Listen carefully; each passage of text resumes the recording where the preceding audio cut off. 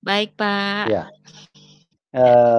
Bu Ningrum, kameranya bisa dituruni sedikit supaya posisinya bisa lebih presisi dengan layar.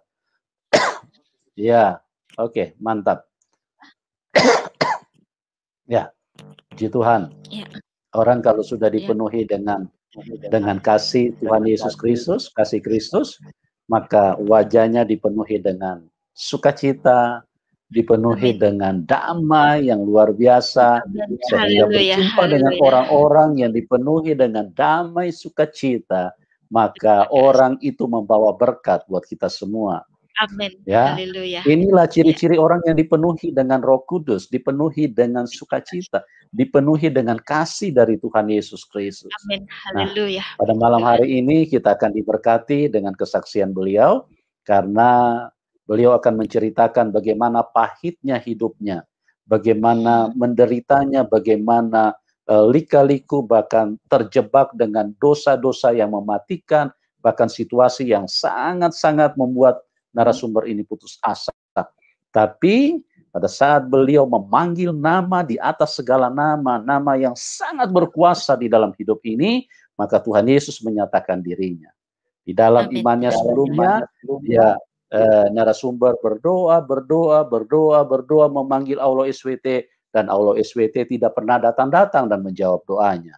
Nah, bagaimana kisah selengkapnya? Terima kasih Mbak Ningrum sudah hadir, dan ini saatnya untuk Mbak Ningrum bisa memberkati kita semua lewat kesaksian yang telah Tuhan Yesus kerjakan di dalam hidup Anda. Oke, Mbak Ningrum, silakan Anda bisa sampaikan kepada kita semua apa yang telah dikerjakan oleh Roh Kudus di dalam hidup Anda. Silakan, Mbak Ningrum. Ya, terima kasih Pak Yusuf atas waktu dan kesempatan yang diberikan. Saya ucapkan shalom, selamat malam semua saudara yang dikasihi Tuhan. Terima kasih, senang saya bisa berada di sini ya. Dan ini pertama kali bisa saya live secara YouTube ya. Biasanya kesaksian saya itu dari seorang ke seorang gitu kan. Kalau ada customer atau teman atau saudara baru saya live. Terima kasih. Dulu saya adalah seorang muslim. Pada waktu kecil saya diajarkan sholat tentunya pada nenek saya. Dan dalam keluarga saya tidak ada satupun yang ada keturunan dari Kristen begitu ya. Dari nenek, opa-opa, eyang-eyang tidak ada sama sekali. Kalau kejawen iya, tapi kejawennya akhirnya Islam, kejawen Islam begitu kan. Singkat cerita, pada waktu dari kecil sampai SD, sampai kakek saya dulu dirawat oleh kakek sama nenek karena orang tua saya berpisah, cerai. Akhirnya saya dirawat oleh kakek dan nenek. Kemudian pada waktu saya SD, kakek saya meninggal dan akhirnya saya harus dirawat oleh nenek. Cuma waktu itu nenek mengalami permasalahan ekonomi, waktu ditinggal Eyang Kakung, kehidupannya morat-marit, Eyang Kakung meninggalkan banyak hutang karena ditipu orang. Akhirnya saya tinggal sama Bude, Eyang saya pergi ke Solo untuk bekerja mencari nafkah demi menghidupi sekolah saya, menghidupi kakak saya, maksudnya om saya. Saya masih punya om yang kecil sebaya dengan saya pada waktu itu. Singkat cerita, saya diasuh oleh Bude yang begitu mengasihi saya sampai SMP. Tapi Bude saya waktu itu keadaannya kurang mampu istilahnya untuk makan aja kadang-kadang sampai pinjem-pinjem menggadein apa itu namanya baju atau apa. Sehingga bude saya ini punya Pak D ipar yang kaya tapi nggak punya anak.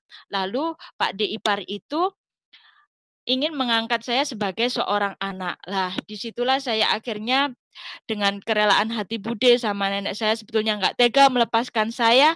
Akhirnya saya tinggal sekolah diasuh oleh Pak D dan Bude angkat itu. Sehingga cerita Pak D dan Bude angkat memang kaya, tapi pada waktu itu ada permasalahan juga.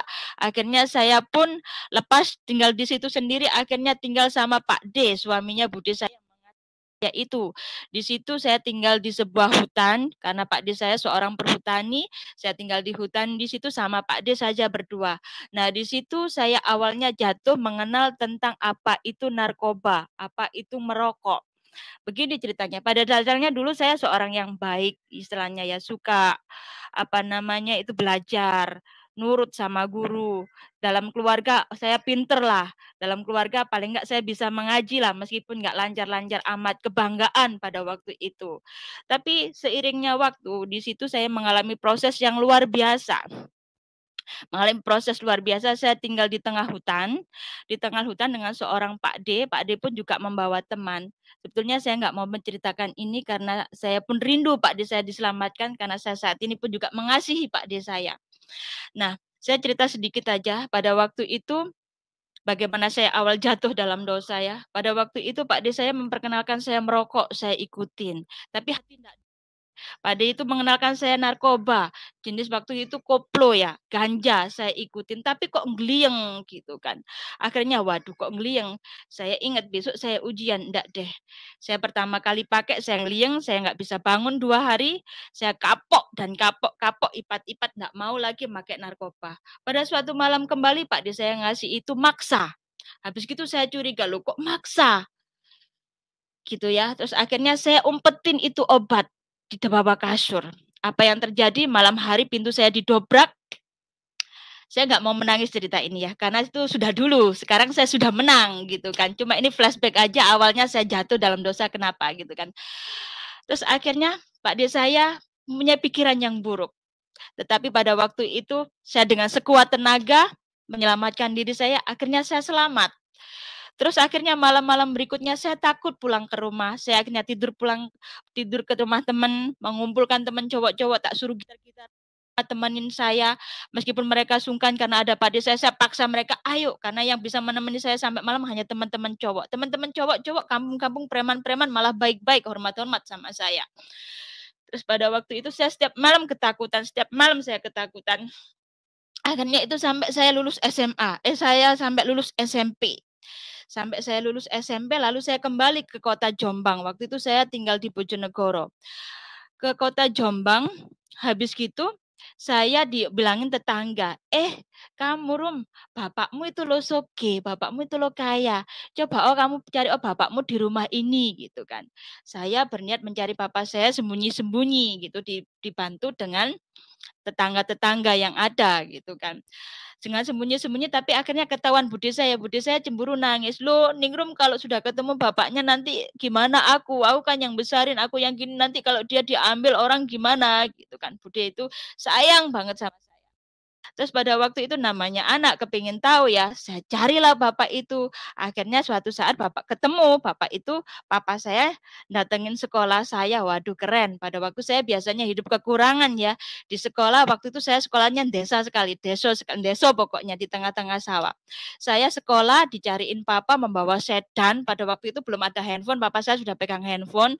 Waktu itu jarang yang punya mobil, papa saya sudah bawa mobil.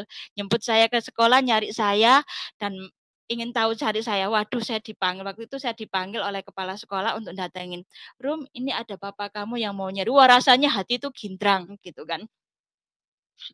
Terus akhirnya singkat cerita saya ketemu dengan papa saya. Saya peluk erat papa saya.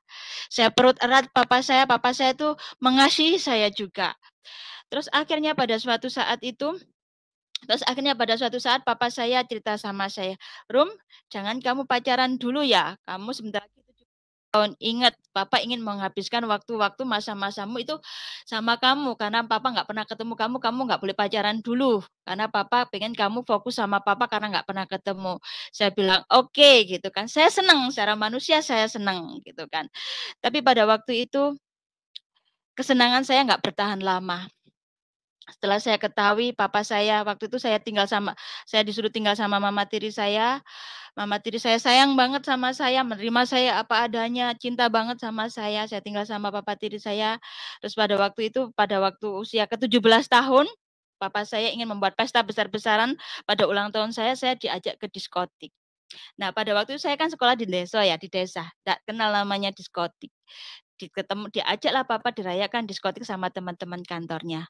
Saya dikasih inek, saya dikasih ya sedikit minuman, habis gitu sambil diawasin gitu kan ya, dikenalin teman-temannya. Saya nggak berpikiran macam-macam. Papa cuma bilang gini, Rum, kalau kamu ke diskotik hanya sama papa, karena papa takut kalau kamu sama yang lain kamu salah jalan. Papa hanya ingin saat ini kamu biar tahu, oh ini loh dunia luar, oh gini loh kalau papa kerja itu ke diskotik bukan untuk apa-apa, bukan main cewek, tapi untuk entertain klien seperti itu. Saya percaya aja pada waktu itu. Terus singkat cerita setelah saya ulang tahun selesai dirayakan di diskotik, saya tidur di hotel satu kamar dengan papa saya. Ini agak memilukan sebetulnya, cuma saya sensor ya. Apa yang terjadi? Ternyata di luar dugaan saya, papa saya jatuh cinta sama saya. Saya kagetnya luar biasa. Saya disuruh lepas baju, saya kaget. Lalu akhirnya saya sembunyi di kamar, ngumpet, nggak keluar-keluar. Saya nggak ceritakan mendetailnya karena saya nggak mau sedih ya. Ngumpet di dalam kamar mandi, nggak mau keluar sama sekali. Saya sensor ya, terus akhirnya saya bisa bertahan malam itu, hati yang hancur. Ya, secara manusia kecewa ya, kecewa. Terus akhirnya saya pulang bersama papa. Pada waktu itu, saya sudah nggak hormat lagi. Hormat lagi kepada papa sudah enggak. Akhirnya saya pulang ke rumah, saya nggak mau pulang ke rumahnya papa. Saya mau pulang ke rumahnya budi saya. Karena di dalam rumah budi saya merasakan ketenangan cinta. Tetapi namanya budi saya nggak ada uang. Yang saya pun nggak ada uang menyekolahkan saya. Mau nggak mau saya harus pulang ke rumah papa untuk minta sangu uang sekolah. Akhirnya saya nggak pulang ke rumahnya papa saya. Gimana saya caranya ini bisa pulang cari bawa uang. Akhirnya saya itu nggak tahu kok bisa punya kenalan om-om. Nah, yang punya kafe. Di situ saya kenalan, saya deketin, saya dikasih uang. Meskipun nggak ngapa-ngapain, nggak sempat sama dikasih uang. Itu saya pura-pura pulang ke rumah ini dikasih papa, padahal saya nggak. Setiap kali saya disuruh pulang, saya nggak pulang. Saya setiap kali disuruh pulang ke rumah papa, saya nggak pulang. Karena nggak berani, nggak takut. Karena setiap saya pulang papa pasti ingin melakukan sesuatu yang jahat bagi saya. Terus akhirnya lama-lama saya nggak kuat. Akhirnya saya itu ketemu seorang pria yang kos tinggal di rumah saya, di rumah budi saya. Akhirnya orang itu, nah inilah saya masuk dalam narkoba lebih lanjut. Ternyata seorang itu seorang yang preman, seorang yang nggak bagus, gumbulannya itu berandal-berandal, preman-preman. Saya kenal dia pura-pura dia ngomongnya duda ke saya, padahal belum duda. Nah, pada waktu itu terus saya akhirnya nyabu sama dia juga pada waktu itu, saya pakai narkoba menghilangkan stres, kedepresian. Saya kalau diajak nyabu is okay lah, karena pada waktu itu kedamaian saya hanya dengan memakai narkoba, hati saya itu damai. Terus singkat cerita, sampai laki-laki ini jatuh cinta sama saya, terus akhirnya ngajak kabur saya. Ngajak kabur saya, akhirnya saya itu dijual.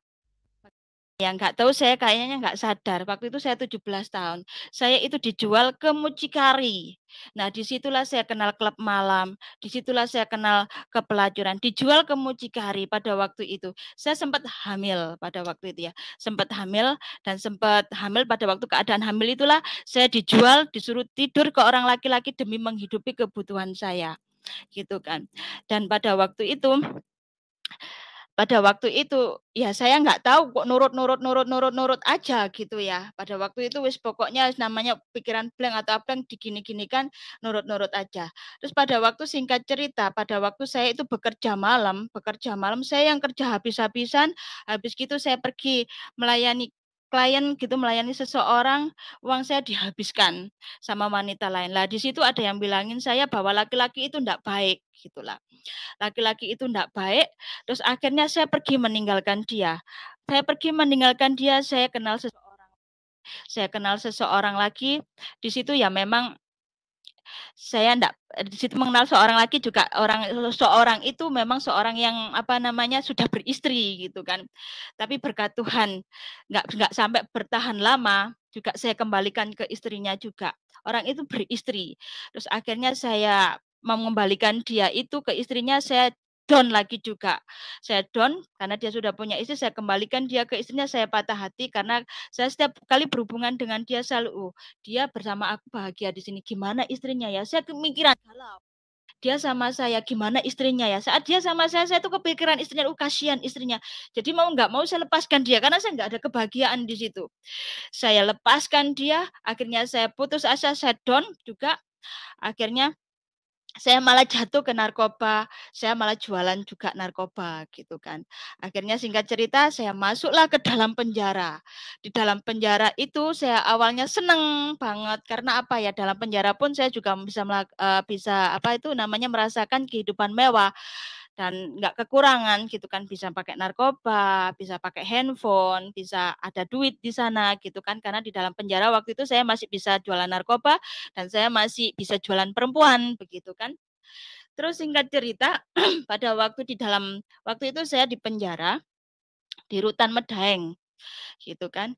Lah di situ pada waktu itu ada namanya kebaktian Paskah, tapi sebelum Paskah itu sebelum ada Paskah itu saya itu waktu itu punya pacar ya, pacar-pacar biasa gitu kan. Saya punya pacar atau teman baik yang seorang Kristen gitu. Kita sama-sama ketangkep narkobanya gitu kan. Seorang Kristen dia ngajak pendetanya untuk nginjilin saya gitu kan. Dia ngajak pendetanya nginjilin saya diajak ketemu, "Yuk ketemu pendetaku yuk." Oke, oke, oke, oke. Saya ketemu-ketemu aja gitu kan. Pendeta itu nginjilin, "Jika Mbak percaya Tuhan Yesus adalah juru selamat, Mbak akan dibebaskan dari tahanan ini, hukuman Mbak akan diperingan." Dalam hati saya ketawa. Wong saya ini loh, saya ini itu masih senang di sini kok ngapain apa keluar cepet-cepet, pikir saya begitu. Habis gitu pulang saya dikasih sangu sama pendeta. Pulang-pulang kembali ke sel, uangnya tak belikan sabu-sabu gitu kan. Demikian sampai berulang-ulang berkali-kali pendeta itu datengin.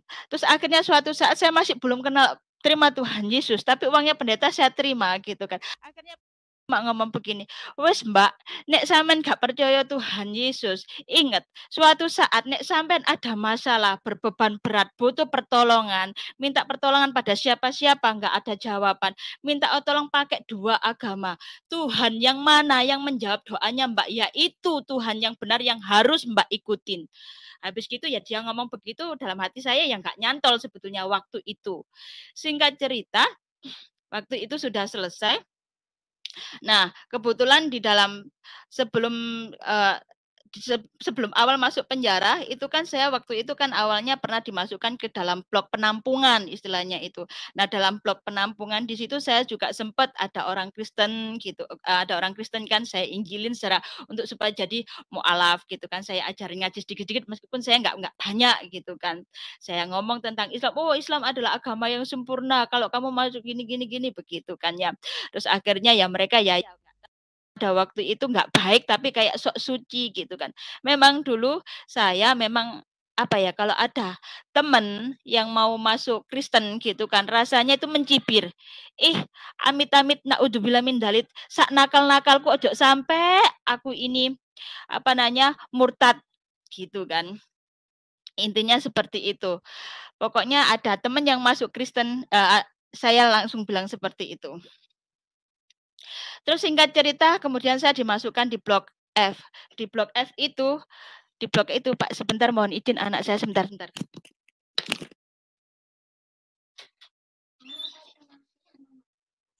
Ya, sebentar ya teman-teman ya. Kita lagi ini.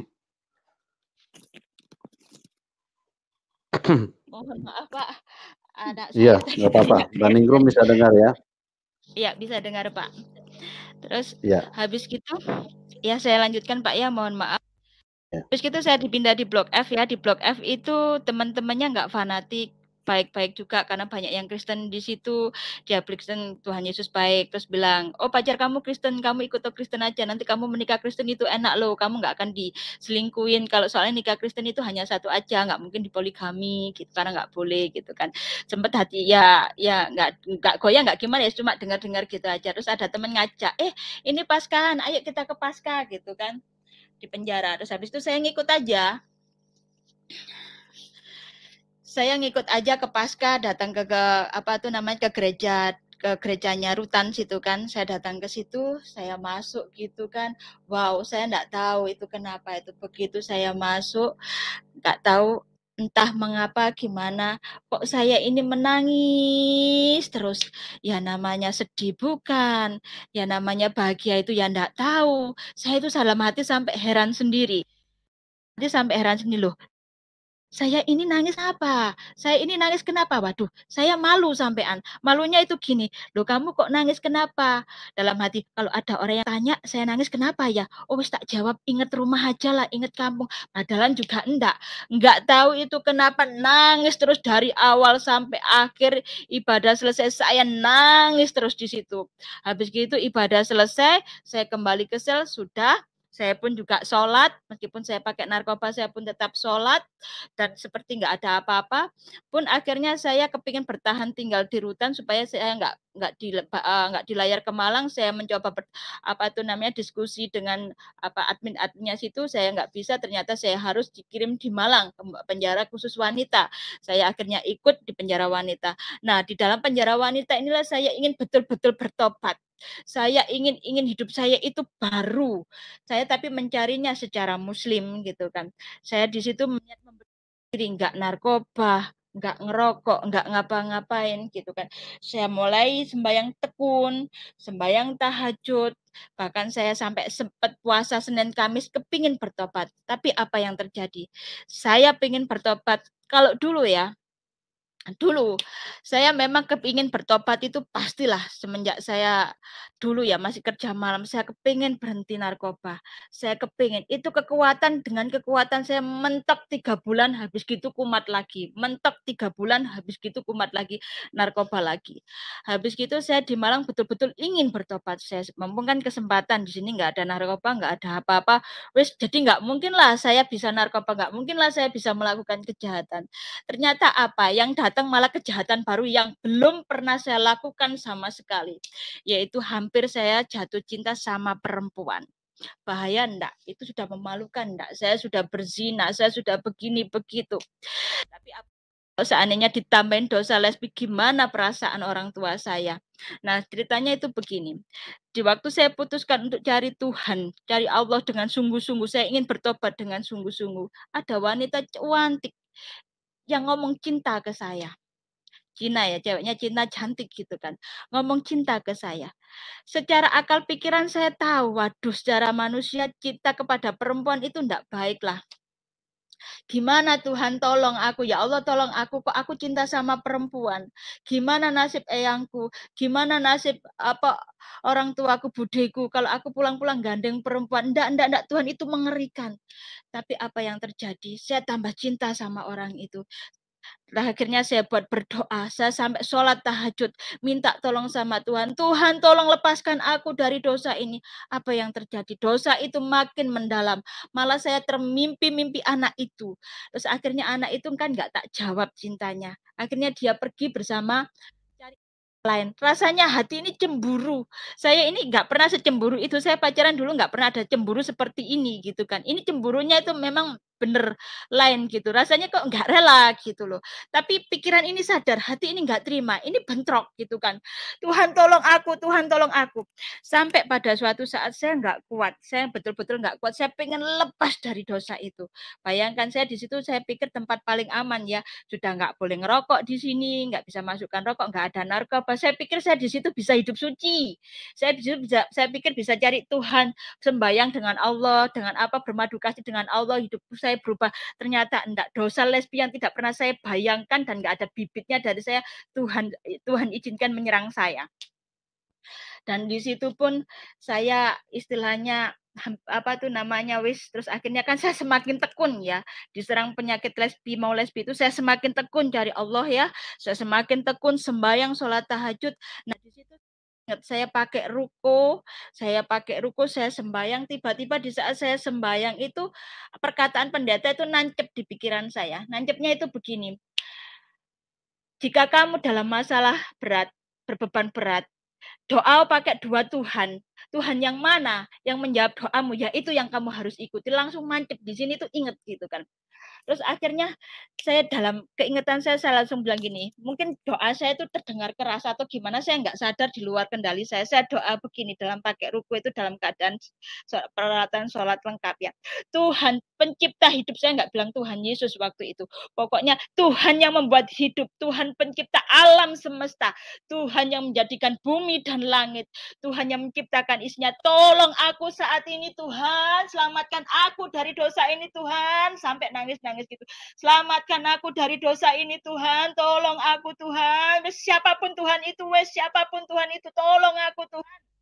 Akhirnya ada teman saya yang Katolik itu ngasih saya tulisan kecil yang bergambar. Gambarnya itu gambar Tuhan Yesus ngangkat anak yang sedang orang yang sedang jatuh ke jurang gitu. Lalu ada tulisannya, jika kamu berbeban berat, jika kamu jatuh dalam jurang yang paling dalam, jika engkau percaya kepadaku, maka aku akan menyelamatkanmu. Melihat kata-kata itu, rasanya hati langsung aja saya iman. Iya, aku percaya Tuhan Yesus akan menyelamatkanku. Puji Tuhan, damai sejahtera Allah melingkupi saya saat itu juga. Akhirnya saya malam bisa tidur tenang, saya bisa istirahat dengan damai sejahtera. Akhirnya puji Tuhan, saya dibebaskan dari lesbi. Itu mujizat pertama. Kenapa saya mengakui Tuhan Yesus adalah Tuhan yang hidup, Tuhan yang benar, karena Dia adalah penjawab doa. Dia mendengarkan doa saya. Waktu saya mengimani Tuhan Yesus selamat saya, terjadi damai sejahtera melingkupi saya. Harapan baru. Dulu saya orangnya nggak ada pengharapan. Paling-paling mati masuk neraka. Itu sudah tertanam di pikiran dan hati saya. Karena apa? Yang saya lakukan semuanya itu cita-cita aja dulu, gumpulannya pembunuh bayaran, gumpulannya mafia-mafia begitu istilahnya kan, begitu kan, preman-preman begitu. Wis pasti mati masuk neraka gitu kan, nggak ada jaminan masuk surga. Tapi puji Tuhan, mulai saat itu saya mendapat pengharapan baru. Tidak tahu pengharapan baru apa. Saya mengalami hari-hari di penjara, rasanya sukacita, damai sejahtera. Saya mencari Tuhan waktu itu hanya dibantu teman-teman, tapi saya nggak boleh pergi ke gereja ya. Dibantu teman-teman, kalau teman-teman pergi, ada kan waktu di blog di sel itu ada 3 orang yang Kristen, yang lainnya Muslim. Itu kalau pulang dari gereja itu ngasih firman saya. Terus akhirnya saya itu baca firman dari Kejadian ke apa, terus saya dikasih kitab kecil itu Perjanjian Baru, saya baca, dia ngasih itu Alkitab, pokoknya saya baca itu ternyata bekal bagi saya, firman itu lah yang menjadi bekal saya. Terus akhirnya pada waktu itu sukacita, terus akhirnya lama-kelamaan itu ada ketua premannya di situ yang dengar saya masuk Kristen gitu kan. Saya didatengin. Dek, apa Bu? Dengar-dengar sampean sudah masuk Kristen ya. Dalam hati diet. Secara manusia takut mengakui. Tetapi puji Tuhan, sebelum saya dihadapkan dengan ibu itu, semalam saya sudah membaca firman Tuhan yang mengatakan, barang siapa yang mengakui aku di depan manusia, maka aku akan mengakui di depan Bapakku yang di surga. Barang siapa yang menyangkal aku di depan manusia, maka aku tidak akan mengakui di depan Bapa yang di surga. Firman itu tiba-tiba ingat, langsung saya sadar. Ya Bu, saya sudah masuk Kristen. Ternyata apa yang terjadi? Si preman gitu, oh iya kalau begitu enggak apa-apa, kembalikan aja peralatan sholatnya, karena kebetulan dulu peralatan sholat dia yang ngasih gitu kan. Terus akhirnya sampailah berita itu juga ke ke ibu-ibunya ke petugas-petugas lapas. Akhirnya saya dipanggil secara pribadi, ya saya jawab iya gitu. Terus akhirnya saya didatangkan guru ngaji.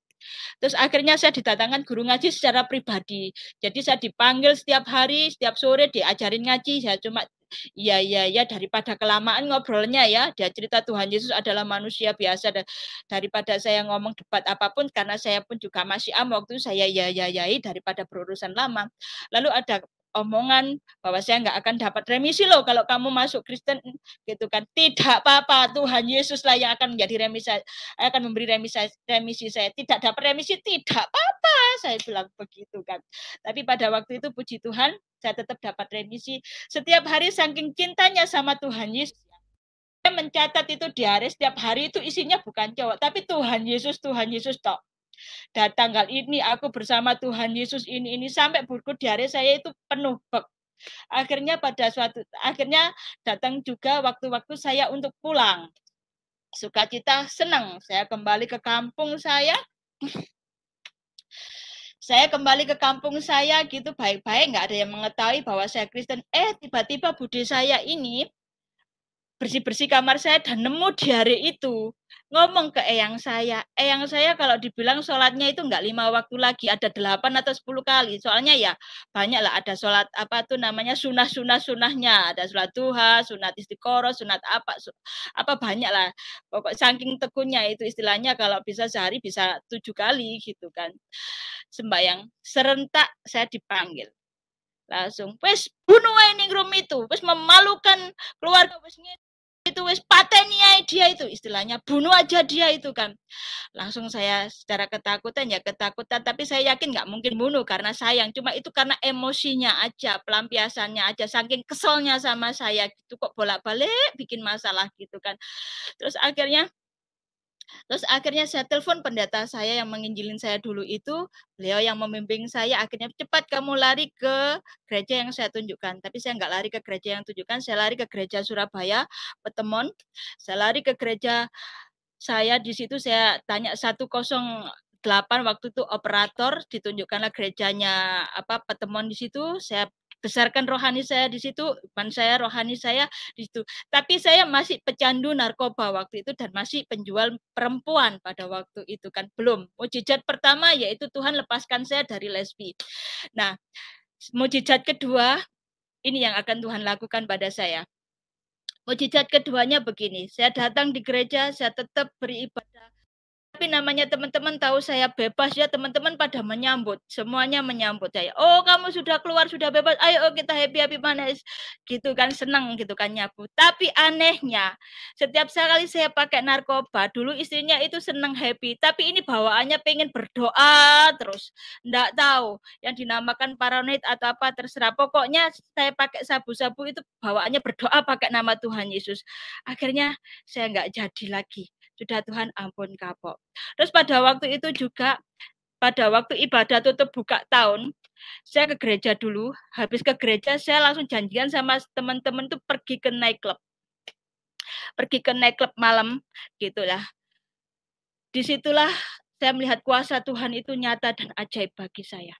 Saya pergi ke nightclub, saya minum inek waktu itu. Saya minum inek, saya pun juga minum-minum karena saya waktu itu pingin happy, pingin bahagia, gitu kan. Tapi ternyata apa? Saya rasakan tidak ada happy sama sekali. Saya minum obat itu, saya merem begini, saya geleng-geleng kepala, berusaha mencari kesenangan, berusaha cari flash. Ternyata apa? Saya dengar suaranya DJ bilang asik, asik, asik. Lalu semua orang bilang nah enak-enak. Saya buka mata, saya kaget. Kok semuanya kayak menyembah setan? Kok kayak semua terhipnotis? Padahal mereka semua kalau nggak tahu itu mata saya itu seperti ada urapan ilahi gitu loh. Saya kaget gitu loh. Kok semuanya kayak menyembah setan, kayak semuanya terhipnotis oleh setan. Ampun Tuhan, saya mau pulang Tuhan. Tidak, saya ketakutan di situ dengan, oh Tuhan, ampun Tuhan, saya mau pulang Tuhan, saya enggak mau lagi Tuhan di sini, tolong saya Tuhan. Langsung seketika itu saya minta teman saya, sayang ayo kita pulang. Kamu gila ya? Di sini sudah bayarnya mahal, datang sini susah-susah karena tahun baru itu kan macet gitu ya. Tapi kamu kok mau pulang? Enggak, saya mau pulang. Teman-teman megangin saya, kirain saya paranoid. Teman megangin saya nggak boleh pulang. Bayangkan, harapan saya di situ saya akan bahagia. Rasanya semalam di situ kayak di neraka. Hati saya terus berdoa, nggak tahu ya kali ini itu apa namanya on tapi doa terus. Oh Tuhan Yesus ampuni aku, Tuhan Yesus tolong aku. Sampai matahari terbuka, diskotik tutup, saya akhirnya bisa pulang lega. Saya pulang ke kos-kosan pendeta, saya telepon, Ruth kamu di mana? Saya on om, cepat kamu datang gereja ikut plan. Loh saya ini on om, tidak apa-apa kamu ke gereja aja. Loh ya apa sih ini Bapak Gembalaku ini kok saya on kok disuruh ke gereja ya, saya manut aja waktu itu kan, ikut pelayanan ya yo aja. Itu terakhir saya kali pergi menginjakkan diskotik. Ajaib Tuhan selamatkan saya. Padahal saya pada waktu itu pecandu beratnya dari SMP usia 17 tahun sampai 23 tahun, 17, 18, 19, 20, 21, 22, 23, 24-an lah sampai saya masuk penjara. Candu narkoba mentok saya paling lama itu enggak pakai narkoba dengan kekuatan sendiri ya, dengan kekuatan Allah waktu itu mungkin ya. Tapi dengan kekuatan saya mentok paling 3 bulan enggak pakai narkoba. Tapi puji Tuhan, saya sekarang sudah ikut Tuhan 14 tahun. 13 tahun lah totalnya, jadi saya enggak pakai narkoba. Saya dulu tantang sama Tuhan Yesus, Tuhan, saya dulu itu mentok paling 3 bulan. Aku meluk Tuhan Yesus ini berapa lama sih aku nggak pakai narkoba. Ternyata ajaib Tuhan. Memang saya terus akhirnya sekarang saya 12 tahun lah totalnya ya bersih-bersihnya 12 tahun saya nggak nyentuh narkoba sama sekali. Itu mujizat kedua yang Tuhan lakukan pada saya. Padahal dulu nenek saya istilahnya berdoa sungguh-sungguh buat saya supaya saya bisa berhenti narkoba. Mama saya nyuruh saya, kamu ningrum, kamu masuk kamar, kamu berzikir itu sampai 1100 kali. Akhirnya saya ngantuk di dalam kamar. Apa yang terjadi? Tetap saya besoknya semakin amblas. Bude saya yang suka pergi ke dukun, rokok saya kamar saya menyen apa supaya saya berhenti, tetap saya aja amblas. Ternyata memang ajaib luar biasa. Kenapa saya ngomong ini mujizat? Karena 7 tahun saya pecandu narkoba dilepaskan bukan dengan kekuatan saya, tapi dengan kekuatan ilahi yang Tuhan berikan sehingga saya mampu. Memang firman Tuhan itu memang benar.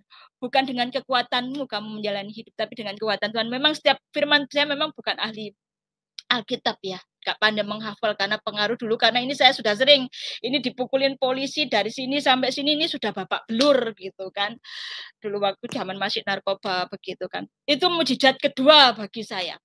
Kemudian mujizat ketiga bagi saya ini yang pada waktu itu saya memang mau ngelepas itu susah karena sudah bertahun-tahun saya lakukan dan uang itu pun enak gitu kan.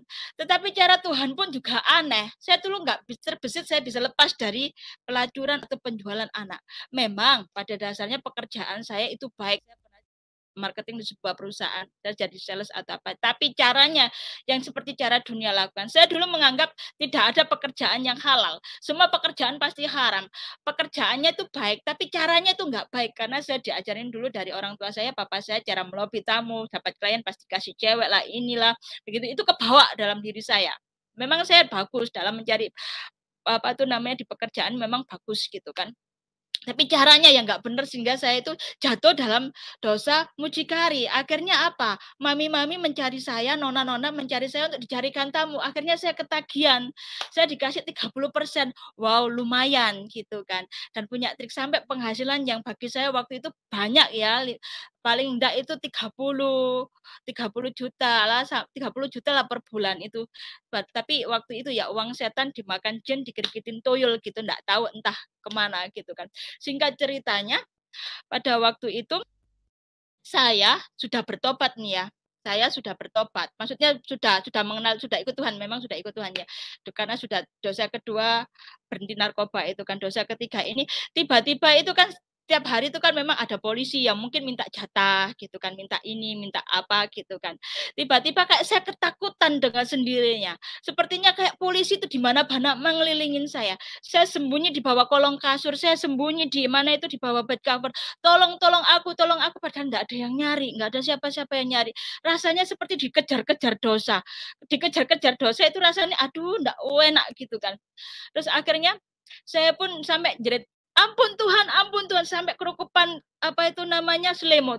Ampun Tuhan, ya Tuhan, ampun Tuhan, ya saya nyerah, saya tobat Tuhan, saya tinggalkan semuanya Tuhan, saya nyerah Tuhan, ampun Tuhan, tolong saya Tuhan, lepaskan dari dosa ini Tuhan, tolong ya saya nyerah, saya akan meninggalkan dosa-dosa ini semua Tuhan, saya akan tinggalkan. Detik itu saya ngomong sama saya akan tinggalkan.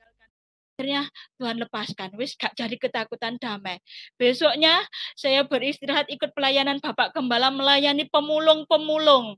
Lah Bapak Gembala terus terang sama Ibu Gembala saya nggak tahu ada pekerjaan yang berat itu yang saya tinggalkan karena waktu saya mau bersaksi tentang itu tuh malu gitu kan. Masa sudah kenal Tuhan kok pekerjaannya masih itu gitu kan. Terus akhirnya saya ikut Bapak Gembala, Ibu Gembala pelayanan, dilihat, Lurut lihat ya, mereka Rut ya ngamen gitu kan, mulung gitu. Mereka sukacita ya ditanya. Ada sukacita Bu, sukacita Kak Rut. Hati dengan senyum itu mereka, ya Tuhan ternyata kebahagiaan sukacita bukan dilihat dari materi. Bapak Gembala memberikan firman yang firman ini tertancap dalam diri saya sampai sekarang, yaitu kita hidup bukan dari roti tapi kita hidup dari firman Allah. Firman itu yang saya tangkap, saya masukkan dalam hati. Ya, aku hidup bukan dari roti, aku hidup dari firman Allah. Firman itu yang jadi bekal saya menjalani hidup lepas dari dosa prostitusi dan penjualan wanita seperti itu. Akhirnya saya jalani hidup itu dan itu seorang laki-laki, dulu dia ketua kaum muda saya dijodohin sama adiknya pendeta. Ini loh Modi Ruth, kamu diantarin Modi, saya kenal, saya cerita apa adanya. Beliau mencintai saya, menerima saya apa adanya dengan kekurangan saya, mengasihi saya. Keluarganya pun baik, menerima saya apa adanya. Yang saya dulu berpikiran begini, saya dulu nggak mau menikah karena laki semua brengsek, saya anggap begitu kan, nggak ada yang baik gitu kan. Tapi puji Tuhan, saya dulu pernah mengembalikan istrinya orang, suaminya orang. Saya dulu pernah jatuh cinta sama suaminya orang, saya kembalikan meskipun hati saya nggak rela mengembalikan, tapi saya mikir kalau dia sama saya ingat istri, tak kembalikan meskipun setelah saya kembalikan hati saya hancur. Saya melepaskan dia, saya menghilangkan emas, saya mendapat berlian. Seorang yang masih single, imam-imam Tuhan yang melayani Tuhan. Nggak terbesit dalam pikiran saya. Saya mempunyai seorang suami yang nggak kaya, tapi takut akan Tuhan. Itu adalah anugerah. Nggak terbesit dalam diri saya itu bisa menikah. Nggak terbesit dalam diri saya. Terus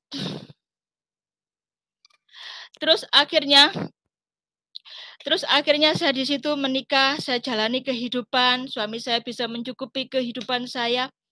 Akhirnya itulah mujizat ketiga yang Tuhan berikan sama saya. Akhirnya saya bisa menjadi seorang istri, saya tidak diizinkan bekerja oleh suami saya menjadi seorang ibu rumah tangga yang baik sampai saat ini. Meskipun pada saat kemarin ya, 10 tahun kami menikah, kehidupan suami saya ekonomi tinggi, dan saat ini suami saya mengalami pandemi. Di sini suami saya mengalami pandemi, semua global merasakan, di sini iman istri, jadi saya menyemangati suami, saya yang harus bangkit. Saya pun kesaksian ini ya, saya itu kan dulunya nggak pernah kerja halal ya. Di saat pandemi, saya membantu suami saat suami nggak bisa bekerja. Di saat pandemi, saya bisa menghasilkan uang 3 juta per bulan. Itu saya sukacita dan menangis. Saya sukacita dan menangis luar biasa, Tuhan, kok aku bisa cari kerja halal. Lain kalau dulu dikasih uang suami itu lain gitu kan. Akhirnya puji Tuhan, Tuhan menjadikan saya seperti saat ini. Inilah kesaksian saya, dan banyak-banyak mujizat ada. Begitu. Ini tadi suami saya telepon, enggak tahu ada apa. Itulah kesaksian saya, Pak Yusuf. Waktu dan tempat saya kasih kembalikan ke Pak Yusuf kembali. Ya, puji Tuhan, luar biasa ya. Bagaimana Tuhan Yesus menyatakan kuasanya, menyatakan kasihnya kepada siapapun, ya, bahkan termasuk Ibu Purwaningrum, sekalipun Ibu Purwaningrum tidak beriman kepada Tuhan Yesus waktu itu, karena dia masih imannya kepada Allah SWT dan juga kepada doktrin Islam ya. Dan di sini kita melihat Tuhan Yesus adalah Tuhan yang baik. Jadi Tuhan Yesus tidak datang untuk menolak kalau orang berbeda agama. Tuhan Yesus itu baik kepada semua bangsa, kepada semua agama, kepada semua lapisan. Dialah Tuhan yang benar. Dialah Tuhan yang satu-satunya yang mengasihi, karena dia yang menciptakan manusia. Dia tidak berkata, oh kamu kan muslim, buat apa saya tolong kamu? Ya, kan pada waktu itu ada seorang pendeta yang memberikan pesan, jikalau satu ketika Anda sedang berdoa dan tidak ada yang menjawab kepada apa yang Anda doakan, maka coba panggil, ya, buktikan kalau Tuhan Yesus itu adalah pribadi yang baik, Tuhan yang benar, Tuhan yang mengasihi. Dan Ibu Purwaningrum adalah orang yang membuktikan. Dia memanggil nama Tuhan Yesus Kristus, dan seketika itu juga dia dibebaskan dari dosa lesbian, ya. Ini sesuatu yang sangat luar biasa, teman-teman. Tuhan Yesus itu bukan huruf-huruf. Dia membuktikan kasihnya, dia membuktikan kuasanya. Dia tidak berkata, itu kan Islam, buat apa ditolong, ya.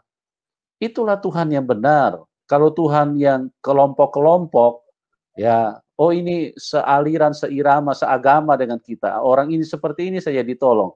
Kalau yang sana kan kafir. Itu dicurigai itu Tuhan seperti itu, ya. Tuhan yang hanya mengasihi sekelompok. Karena Tuhan itu bukan milik sekelompok orang. Dia milik semua manusia. Dia yang menciptakan semua manusia. Dia mengasihi semua manusia. Dia ingin mengambil penderitaan manusia. Dia ingin mengangkat penderitaan manusia. Dia ingin membebaskan manusia apabila manusia berseru memanggil namanya. Pada waktu sebelumnya kan sudah ditawarkan nih sama pendeta, ya. Pendeta datang memberitakan Injil keselamatan Tuhan Yesus, tapi Ibu Purwaningrum tetap menolak. Uangnya dia ambil, tapi kebenaran firman-Nya dia tolak. Dan Tuhan tidak marah-marah. Tuhan tidak berkata, rasain lu sakit lu, rasain stres kamu, ya. Tuhan tidak seperti itu, teman-teman, ya. Tuhan datang, Tuhan buktikan kalau Dia pengasih dan penyayang. Dia Allah lautan kasih. Dia Allah yang benar. Dia Allah Israel yang datang dan ingin menolong, mengangkat, membebaskan manusia dari semua penderitaan yang menekan kehidupan. Ya, siapapun Anda, kalau Anda juga mengalami hal yang sama, mungkin penderitaanmu lebih hebat. Mungkin engkau sakit, dokter sudah angkat tangan. Coba buktikan, ya. Kalau engkau memanggil Tuhanmu dan Tuhanmu tidak menjawab doamu, panggil nama Tuhan Yesus. Panggil namanya. Buktikan siapa yang datang dan menjawab doamu. Itulah Tuhan yang hidup dan yang benar, yang datang dan menyelamatkan hidup manusia.